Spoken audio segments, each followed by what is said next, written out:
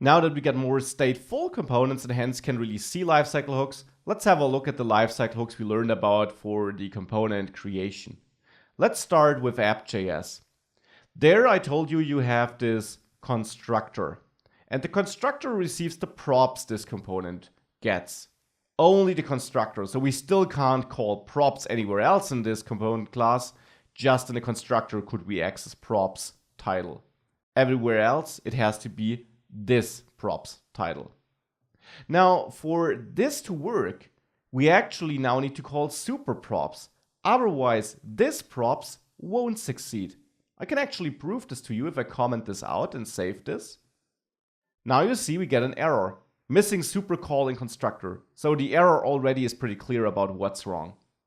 Now before we implemented the constructor, it worked because React did automatically reach out to the super constructor. So to the constructor of the component we extend. But if we implement our own one, we override React's default, and therefore we need to do this though. So call super and pass on props. It's a useless constructor right now, as ESLint warns us though, because we don't do anything else. So let me log something, and I'll create a log statement where I'll say app.js so that we can easily see where this is coming from inside constructor. This makes sense, and let me also pass props here. Now if we save this and our app loads, you see we got this console log here on the right, app.js inside constructor, and we see that props is an object where we have this title. Now let's implement the other hooks too. This would be component will mount. There I will also console log and say app.js inside component will mount, like that. Now with that, let's save this again. And once this reloads, you see that first we're executing the constructor and then component will mount. Now, one more word about the constructor, by the way. We're initializing state down here. Now, as I mentioned, you might still see code snippets where state is instead initialized here. You can do this by calling this state, make sure to call super first, this state, and then initialize it just as we do it down there. So this is basically an alternative syntax. I don't necessarily recommend using the constructor, because it's easier to implement state initialization like we did before. But if you do have a constructor, you can absolutely do that. It doesn't really make a difference. Both is fine. And this is code you might still see in some other tutorials, because in older versions of React, or to be precise, in older versions of the project setup created for React, we didn't have access to this relatively new way of initializing properties in ES6 classes. So that's why this is the approach which will work in most projects, whereas this will only work in modern project setups as we use it here. So with that, you will see it still works fine. We got all the same state and behavior as before, now initializing state in the constructor. Back to these lifecycle hooks though. We have the render method next, if you recall our slide. And we already have this implemented because every stateful component needs to have this. It's the only mandatory one because React needs to know what to render.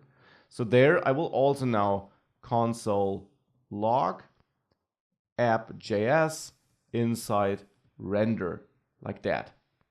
If we save this, we now also see that render gets called on third position, just as you saw it on the slide.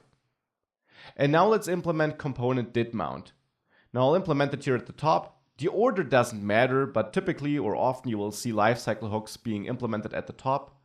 Component did mount here. There we'll also log something app.js inside component did mount, like this. And now if we save this, we can also see that this is called last. Now that's interesting. Let's now add these lifecycle hooks to other stateful components too. So I'll copy them and move to persons.js. There I'll paste them in above the render method. I don't want to initialize state here because I don't use state in this component. And I need to adjust all these console logs now. So here we have persons.js, and we also have that down there in these two logs. And in the render method, I'll also add a console log statement where I say persons.js inside render. Now it's getting interesting. If we now save this, let's see when all these persons lifecycle hooks get executed. So let's, as I said, make sure you save this and reload the page. And you see, we don't see them at all. It makes sense because we only show this persons list conditionally. As soon as I click toggle persons, you see them all. Now actually, what you could see there is that render of the app.js, so of the root container, was recalled, which makes sense because the state changed, so it recalled, it re-executed render. And then you see that the person.js constructor was executed, will mount, render of persons, and inside did mount. Now let's also add all these methods to person.js. Above render here too. Make sure to adjust the log so that you can identify it, and implement a log in the render method there too. Console log person.js inside render. Now let's save this file too. And now let's see this one more time. When the app loads, we only see app.js. But now it's going to get crowded once I hit toggle persons. So let's dig our way through that. First of all, we have the initial app.js calls up until here, component did mount. Then we click the button and this retriggers render of app.js, because obviously the state changed, it needs to recall render to see what changed.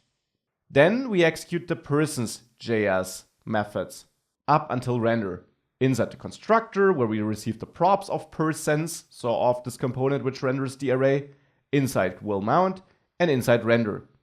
But then, and that's important, we don't see persons.js inside component did mount. Instead, we continue with the person.js component. And that makes perfect sense. Recall that slide. This step after render child components. This is the reason why we don't see component did mount yet, but why we see person.js inside constructor and so on. Because we rendered the list, and the list has 3 person singular components. That is why we see person.js all the way up to render 3 times. And thereafter, we see person.js did mount 3 times. This is 3 times here. And thereafter, persons.js component did mount. And this is exactly the order you saw on the slide. It goes down the component tree and renders them. And in these methods, you would have a chance of running your own code. But even with just logging this, it's interesting to see how React works and how it actually creates this component tree. Now, creating is one interesting thing. And of course, it creates functional components in the same way. There we just can't add our lifecycle hooks. But if you don't need to run any logic, you don't need them. But creating components is one interesting thing. Let's now have a look at what happens when we actually update components. How does this lifecycle hook look like?